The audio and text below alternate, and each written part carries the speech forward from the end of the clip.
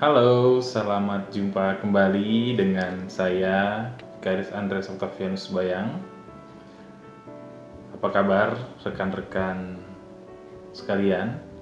Saya berharap rekan-rekan tetap ada dalam keadaan yang penuh sukacita dan tetap di dalam iman yang kokoh dan pengharapan yang teguh di dalam Kristus Yesus Tuhan kita. Dan pada saat ini saya ingin kembali men-sharingkan refleksi saya atas pembacaan firman Tuhan yang terambil dari Filipi pasal 4 ayat yang ke-13, di mana di situ Rasul Paulus mengatakan bahwa segala perkara dapat kutanggung di dalam Dia yang memberikan kekuatan kepada aku. Rekan-rekan yang diberkati dan dikasih Tuhan, tahukah rekan-rekan bahwa seorang prajurit yang tangguh itu tidak diciptakan di dalam barak atau dalam lapangan baris-baris, melainkan di medan perang. Demikian juga seorang pelaut yang handal tangguh, ia tidak diciptakan, dilahirkan di dalam keadaan laut yang tenang, akan tetapi justru di keadaan laut yang penuh gelombang dan badai. Demikian juga kehidupan seorang Kristen yang bertumbuh di dalam iman dan pengharapan, ia dilahirkan dari keadaan-keadaan yang penuh dengan ujian dan cobaan yang harus dilalui dan ditaklukkan bersama Tuhan. Nah, kalau kita lihat pembacaan firman Tuhan sebagai landasan yang kita pakai berefleksi, di situ kita dapat melihat bahwa kehidupan Paulus di dalam menjalani proses pelayanannya, ia menghadapi suatu kondisi yang tidak mudah.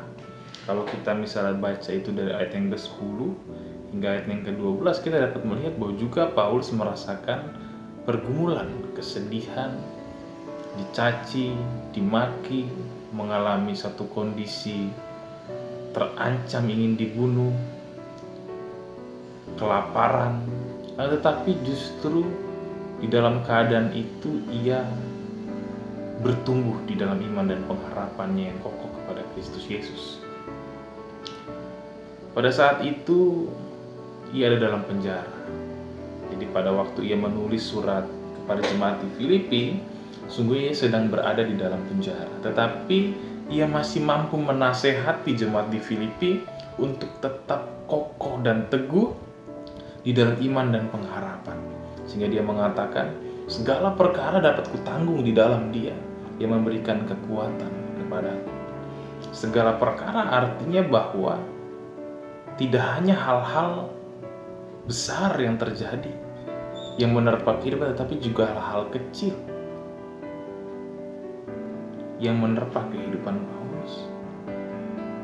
Itu dia hadapi dengan ungkapan syukur di dalam Kristus Yesus.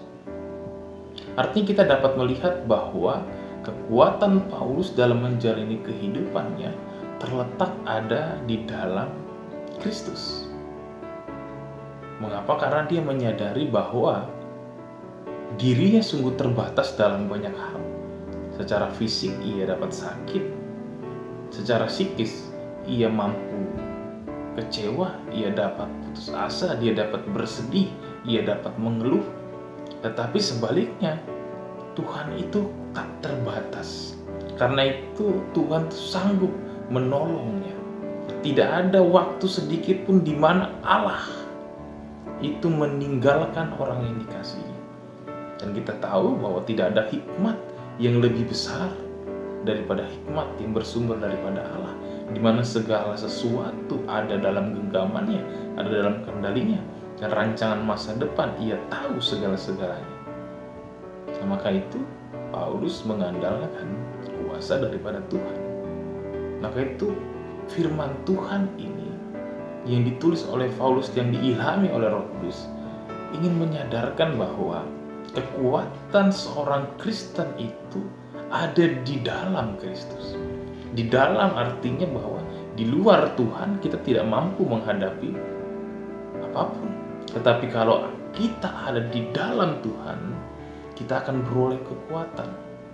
pasti ada kekuatan dan damai sejahtera dan penyertaan yang Tuhan beri. Di dalam Tuhan itulah kita mampu mengucap syukur. Maka firman Tuhan hari ini mengingatkan yang pertama bahwa belajarlah berserah dan mengandalkan Tuhan dalam segala masalah yang kita hadapi, agar kita dapat mengucap syukur. Meyakini bahwa Tuhan memiliki hikmat yang luar biasa dalam mengatur dan memelihara hidup kita. Itulah yang ada dalam diri Paulus. Ia mampu berserah, ia mampu percaya, tetap hidup di dalam Tuhan. Artinya ia tetap melekat kepada Tuhan, sehingga kemelekatan bersama Tuhan itu yang memampukannya untuk meresponi persoalan kehidupan dengan ungkapan syukur. Ada suatu kisah atau ilustrasi yang ingin saya sampaikan yang dapat menggambarkan hal ini.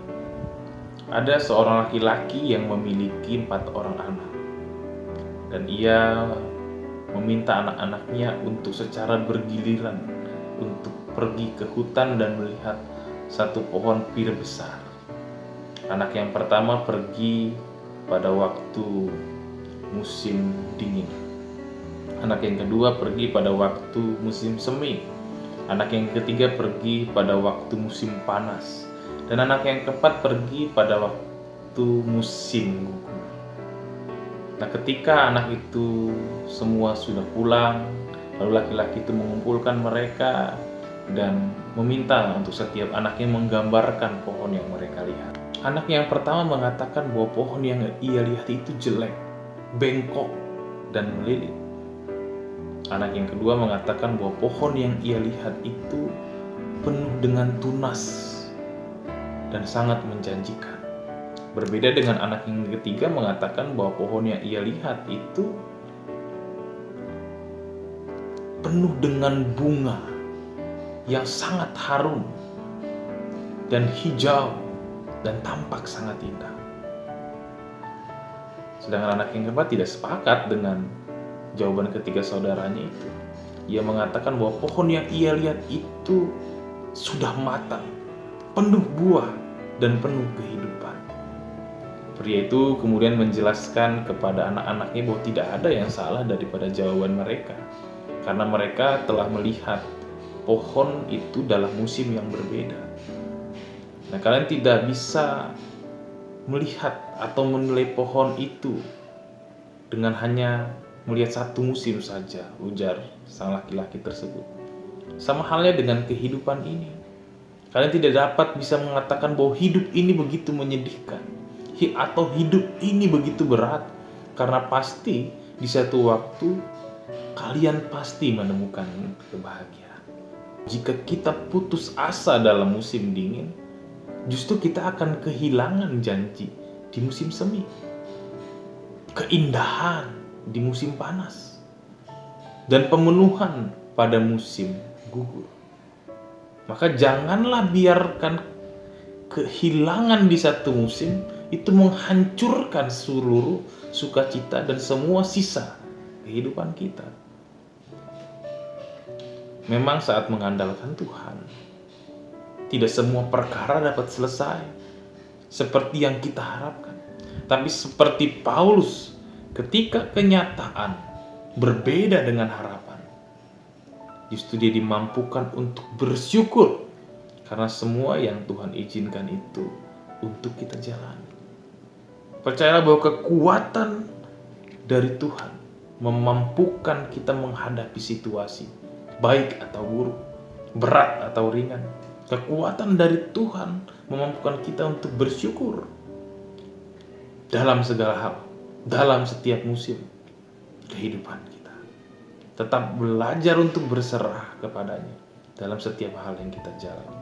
Sebabnya di dalam Dialah kita beroleh kekuatan. Percayalah bahwa Tuhan tidak pernah sekalipun meninggalkan orang-orang yang hidup di dalam Dia.